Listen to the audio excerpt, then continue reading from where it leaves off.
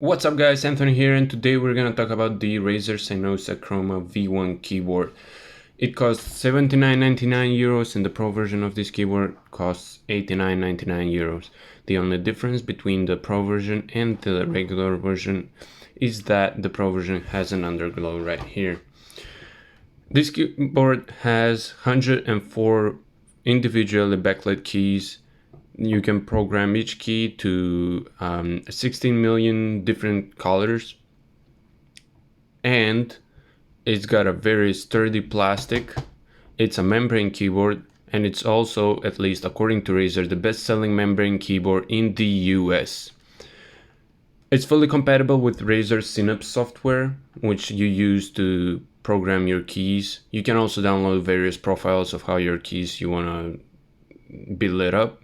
For instance, this one is just plain blue and acts differently according to music. And whichever key you click turns a certain color. The possibilities are endless. The keyboard is spill resistant, and it's also got multiple function controls. You can use the function controls to control playback, volume, brightness, and also activate your micro keys. When you hold the function button, all the keys go out and the only left keys are the function buttons right here. You can increase or decrease the darkness, and you can even turn it off by clicking these, like so. Let's turn it back on. There we go. This keyboard is for a person that doesn't want the clicky sound of a mechanical one, but also enjoys the gaming backlit keys that Razer has to offer. If you don't like your keyboard going all clicky and stuff, although this one is fairly loud, to be honest, for a membrane keyboard is still pretty loud, but it's much better than, rather quieter than a mechanical keyboard.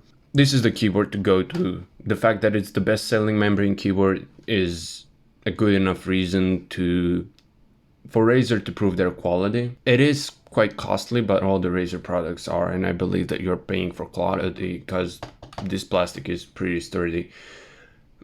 Do you want to pay additional 10 euros for an underglow is an individual thing. I personally probably wouldn't pay an extra 10 euros, but if you're doing an RGB setup, I guess it would be a wise decision.